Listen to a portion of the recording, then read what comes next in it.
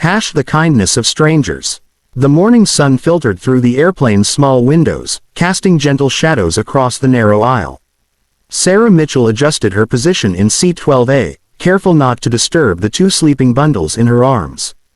Baby Emma and baby Ethan, her 6-month-old twins, had finally drifted off after what felt like hours of restless fussing. The flight from Denver to Boston stretched ahead of her like an impossible mountain to climb.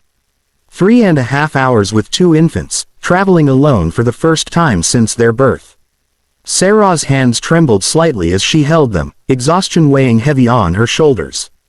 Dark circles shadowed her eyes, and her brown hair hung in a messy ponytail that hadn't been brushed in 2 days. She glanced around the cabin nervously. Business travelers typed away on laptops. Families settled into their seats with practiced ease. Everyone seemed so composed, so prepared.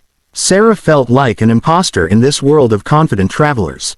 The man in seat 12B had boarded just before takeoff. He was older, perhaps in his 60s, with silver hair and kind eyes behind wire-rimmed glasses. He wore a simple navy sweater and carried only a small leather bag. When he'd taken his seat, he'd offered Sarah a gentle nod and a warm smile before settling in with a paperback book. For the first hour, everything went smoothly. The twins slept peacefully, their tiny chests rising and falling in perfect rhythm. Sarah allowed herself to relax, just a little. Maybe this wouldn't be the disaster she'd imagined. But as the plane hit a patch of turbulence somewhere over the Midwest, Emma stirred. Her small face scrunched up, and she let out a soft whimper that quickly escalated into a full cry. The sound pierced the quiet hum of the aircraft like a fire alarm.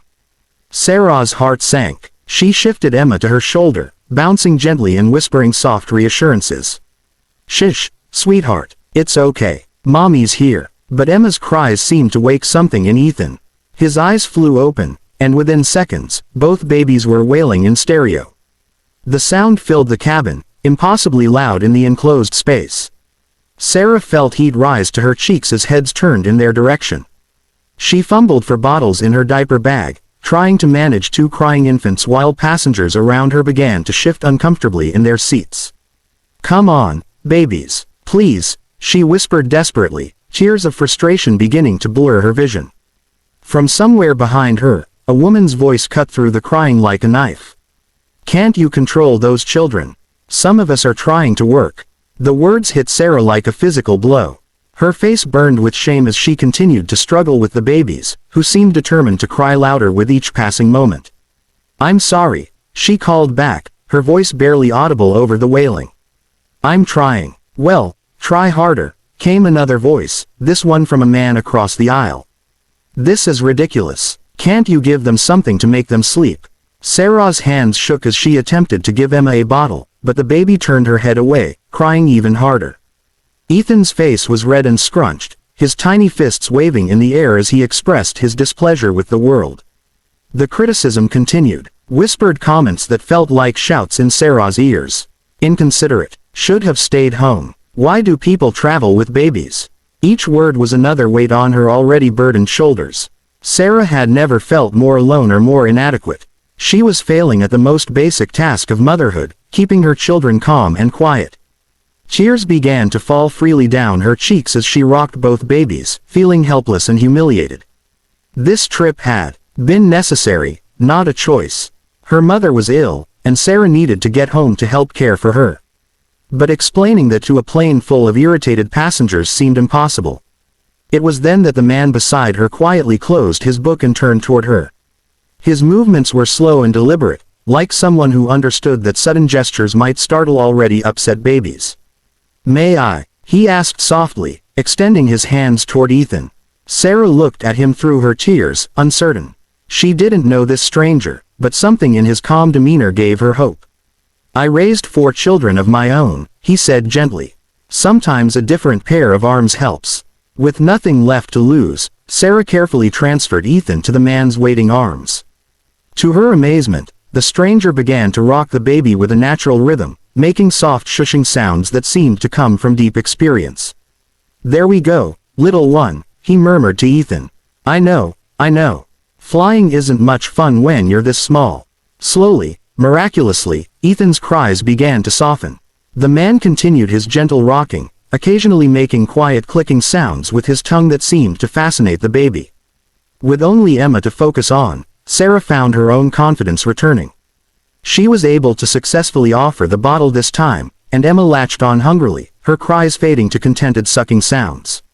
"Thank you," Sarah whispered to the stranger, her voice thick with gratitude and exhaustion. He smiled, never stopping his gentle motion with Ethan. "I'm Drive, Robert Chen, pediatrician, recently retired. I've spent 40 years helping parents through moments just like this one." Sarah's eyes widened. Of all the seats on the plane, she'd been placed next to a children's doctor. The coincidence felt like a small miracle. "I'm Sarah Mitchell," she replied. "And I have no idea what I'm doing." Dr. Chen chuckled softly. "None of us did, when we started. The secret is that babies mostly need patience and consistency. They're not crying to make your life difficult. They're just trying to communicate the only way they know how." As the flight continued, Drive, Chen shared gentle wisdom gained from decades of practice. He showed Sarah different ways to hold the babies when they became fussy. He explained how air pressure changes during flights could make infants uncomfortable, and how to help them adjust. Most importantly, he reminded her that she was doing better than she thought. "Good mothers worry about being good mothers," he told her. "The fact that you care so much means you're already succeeding." The passengers who had complained earlier remained silent now, perhaps feeling ashamed of their earlier harshness, or maybe simply relieved that the crying had stopped. As the plane began its descent into Boston, both babies dozed peacefully. Emma curled against Sarah's chest, and Ethan rested contentedly in Dr. Chen's experienced arms. "Would you mind if I gave you my card?" Dr. Chen asked quietly. "I volunteer at a new parent support group at Boston Children's Hospital. I think you might find it helpful to connect with other mothers going through similar experiences." Sarah accepted the card with trembling fingers, touched by the kindness of this stranger who had appeared exactly when she needed help most. When the plane touched down, Drive, Chen helped Sarah gather her belongings and navigate the aisle with both babies. As they parted ways at the gate, he placed a gentle hand on her shoulder. "Remember," he said with a warm smile, "every mother feels overwhelmed sometimes. It doesn't mean you're failing. It means you're human, and you love them deeply."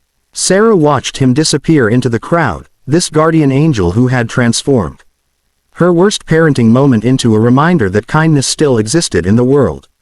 She looked down at her sleeping twins and felt something she hadn't experienced in months: confidence.